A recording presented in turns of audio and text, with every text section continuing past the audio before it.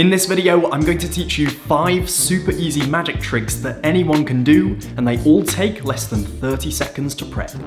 Let's go. I take a ring, just like so, and stab it right onto my finger. Alright, let's dive into exactly how these tricks are done, starting with trick number 1, which is the ring stab trick, which looks super visual and it kind of looks like a stunt rather than a magic trick, and there are 2 ways of doing this. The first way looks like this. Watch the ring. Just like that. So you do it for real.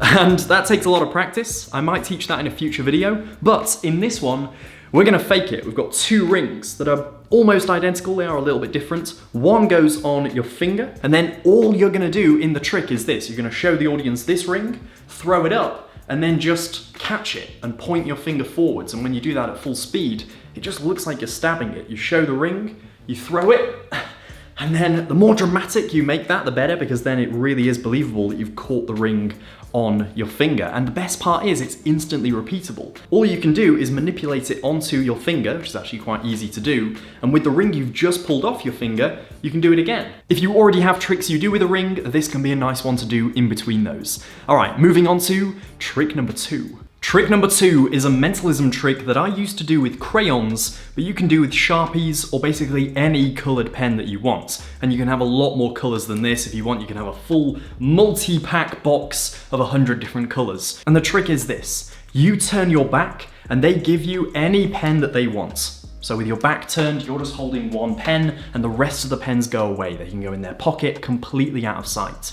And every single time, without ever looking at this pen, it stays behind your back the whole time, you know which color you are holding. The secret is this. Right there, that is my peak. The black spot is my peak because this is what I'm doing. So no matter what color the spectator chooses, you're going to be giving it behind your back like so. And while it's behind my back, all I do is I uncap the Sharpie and I just dot it once on my hand, in my palm, and then I recap the pen like so. Now I'm gonna keep the pen behind my back for a couple of seconds, and whenever I want, I can bring out my supposedly empty hand that's just innocently in front of me so I can gesture, and as I'm looking at them in the eye, you might have noticed my hand just glimpsed down ever so slightly. And actually in this case, I accidentally got 2 peaks, one on my finger as I tried to recap the Sharpie. But basically, if there's any of the ink on your hand, all you need to do is just glimpse it, and you get your peak. On to trick number 3. In trick number 3, you take an elastic band and you snap it just like this. And then you actually fuse it right the way back together, and that is fully 100% examinable and solid, and this is the secret.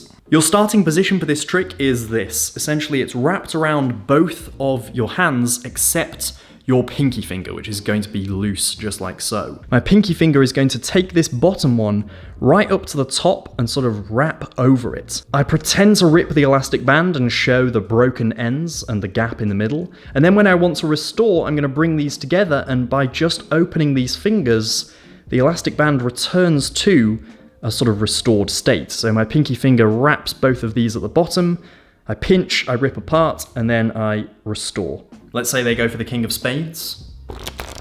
One card pops out the pack. It's the King of Spades. The secret to this trick is that you take the card that you want to be popped out, and all you're going to do is just cut it cleanly in half. You're only going to use half a card for this, and all you're going to do is take that card, pop it right the way into the center, just like so. And if I tilt forward ever so slightly and riffle at the correct speed, so don't riffle too hard, don't riffle too soft, just the right amount, and the King of Spades comes out. On to the next trick. For this last trick, I have written a prediction on the back of this Joker, which we will leave in full view the entire time. I'm not gonna switch it or tamper with it. Also got a pack of cards and some dice. The spectator can roll these and check these are normal dice. That's not the secret. You can use any dice at home. And we will roll it and we will get this, 3 and 2, which is obviously 5, but we're also going to add the numbers on the bottom of the dice that no one can see. Obviously this is a glass table, so I could look underneath, but we'll just flip them over like so. That's 5 and 4, so 5 add 5 is obviously 10, add the other 4 is 14. Okay, so the dice have chosen 14 as the random number. We are going to deal to the 14th card, and they can do this themselves. 1, 2, 3, 4, 5, 6, 7, 8, 9, 10, 11, 12, 13, 14 is the 3 of clubs. If it had been 15, could have been the 7 of clubs, the 6 of hearts, whatever. It could have been any of these, could have been absolutely any of these, but it wasn't. It was the 3 of clubs, and the freely chosen number was 14. And on the back of this card, I predicted 3 of clubs, 14, a perfect prediction every single time. So how did that work? So in my opinion, I think this is actually a surprisingly powerful any card any number prediction trick, and certainly one that is so easy you could basically do it in your sleep. You're going to write a prediction, and spoiler alert, the number is going to be 14 every time in this version, but you can choose any card. To make things easier, I'll just stick with 3 of clubs 14, so I've got the 3 of clubs right here, and I'm going to make that the 14th card. So 1, 2, 14, I bury that, so that the 3 of clubs is the 14th card. The dice are going to do all the work for you here, because you roll them, and it does not matter what they end up on. In this case, it's actually the same as the performance, 3 and 2, which is very convenient. You add the top and you add the bottom. You will always get 14, because on one dice, the top and the bottom always add to 7. And even though people kind of know that, add in a second dice, and suddenly people have forgotten that, and it just feels so random. So yeah, you add the top, it's 5, then you add a 4 and a 5, and you get to 14. Then you just deal to the 14th card. I don't even need to do it. It is gonna be the 3 of clubs, and you can predict the number and the card in advance. If anything, maybe the trick is a little more impressive if you only predict the card.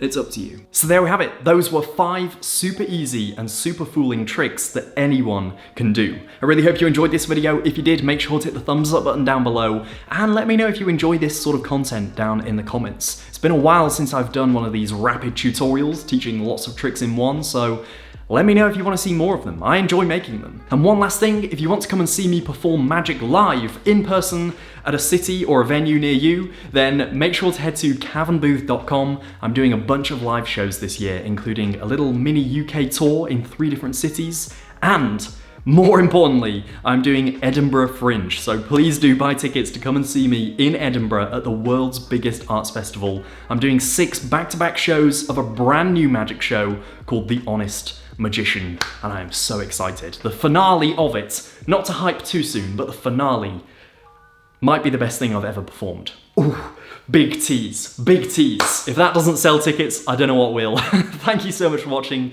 I will see you in the next one. Until then, take care.